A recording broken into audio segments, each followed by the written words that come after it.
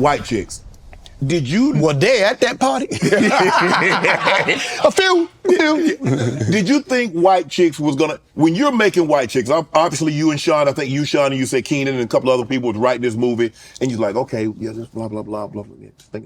So when you're shooting this movie, obviously you're getting laughs. Did you think it was gonna do this? Yeah.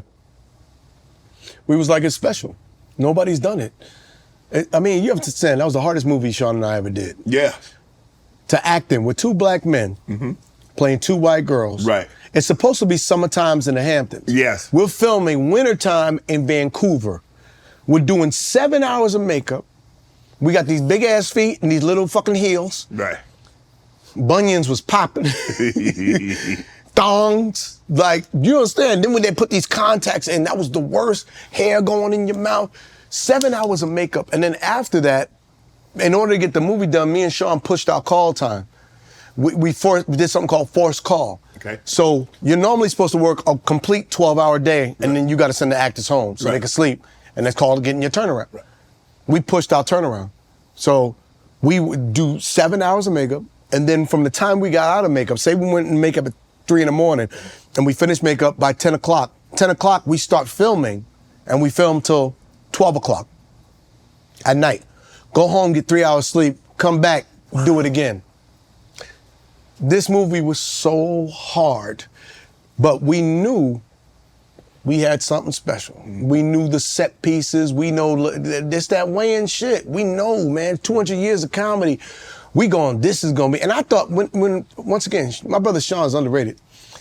He came up with the idea for White Chicks. This man called me up 2 o'clock in the morning. I think this nigga was high off green tea.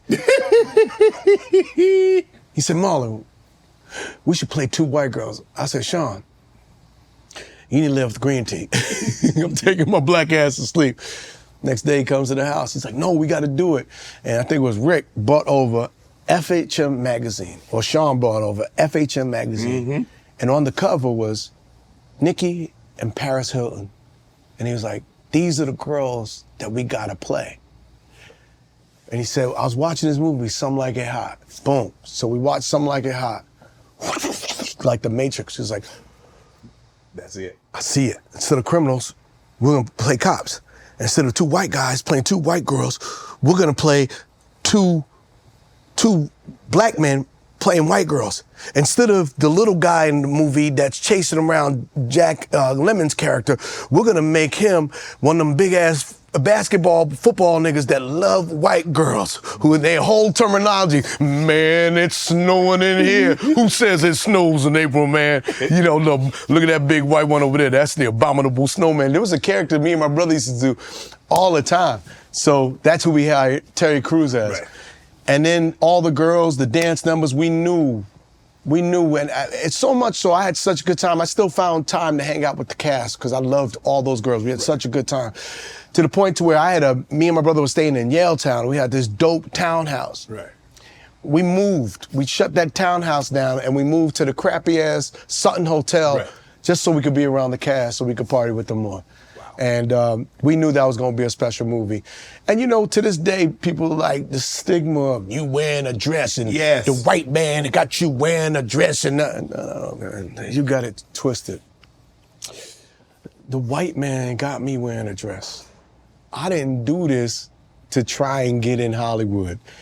This was something that we created because we said this would be funny. Right. Black people, black artists, stop minimalizing your creativity. We should do it all. Physical comedy, we should do drama, we should do romantic comedy. You got to do slapstick. We should be able to cover all forms of our expression of comedy because white people don't do that. White people don't sit there and go, man, look at Dustin Hoffman wearing that dress. Robin Williams. Look at Robin Williams wearing a dress. There you go. Robin Williams wearing a dress again. Didn't Dustin Hoffman win an award? He won. Did he win? Black people get skewered and scrutinized. White people win statues. Robin Williams won a Golden Globe for Mrs. Doubtfire. Dustin Hoffman won an Oscar for Tootsie. And do you see any white people screaming that about them? Black people, we have been so hurt and so damaged through slavery and all that we've been through that we think we have to uphold ourselves a certain way. The best way we can uphold ourselves is to support each other. Don't be crabs in a barrel trying to break each other down. They do that. It's been in our psyche for years. When does it stop?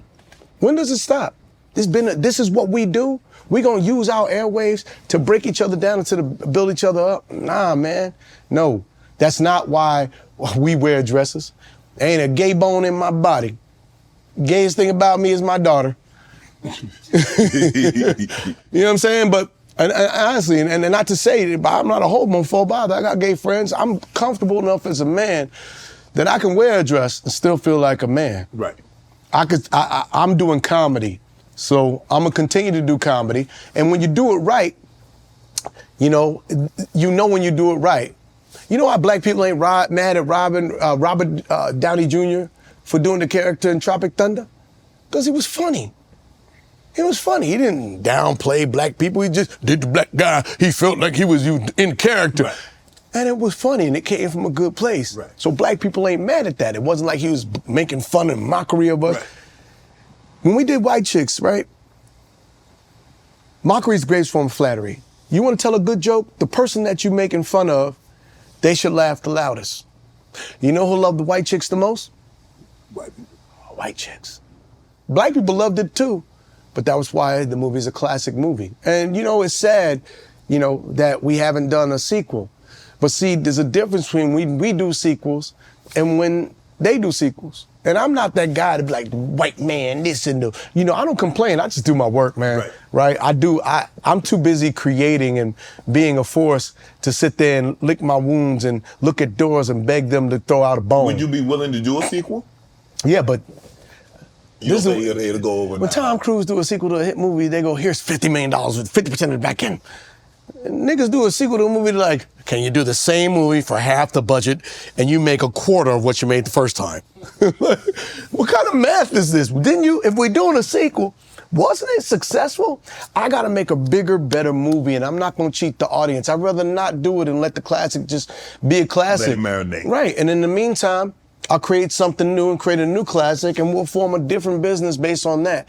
But if you want to bring somebody back to a classic thing and a classic franchise, and you got to make it bigger and better, then I can't creatively marginalize myself by the financials not adding up. There's a situation, and White Chicks, I had Monique on, and Monique said you guys stole one of her jokes. What is this thing about joke stealing? I love Monique. I love my sister. When she goes out for her money and things like that, I get your money, sis. Right. If you feel that your value is that, Get it. I hope you get every last single dollar, and I hope they put another $1 million on top of it. Right. Magical performance in Precious. Monique's super talented, man. And but when it comes to like stealing her joke, no, I don't need to steal joke. That's an old joke. That's like a knock-knock joke. You know what I mean? It's like, that's not a specific joke. Right. That joke been around for years. I never even saw it. It was just something we was like on set and was like, oh, it'd be funny if we did the baby powder. Right. But I would never steal. I wouldn't steal anybody's joke. I think it's a crime to steal jokes. I don't steal. That diminishes my returns as a writer. I'd rather punch your joke and gift you that. I go watch comedians sometime. Right. If I'm watching your set and you about to go, I go, hey, you should try this right here. All right, good. You stole my joke. That's why, for me now, if it ain't personal, I ain't doing it. Right. I do sets that's about my pain. And I go, what's funny about my pain? Because it's part therapy and it's part, that's where the best humor comes from. And so you can't steal my pain. You can't steal my life. I have a personal journey. If you hear somebody go, man, I'm the youngest of 10 kids, nigga, is you? So, no, I would never steal a joke. I love Monique. Respects to Monique. I love you, sis, but no, that's not how it went down. Want to join Club Shay Shay? Become an official member by hitting that subscribe button, where you never know who's going to be joining us for drinks and conversation. Don't be late to the party because you know we like to do something before two something.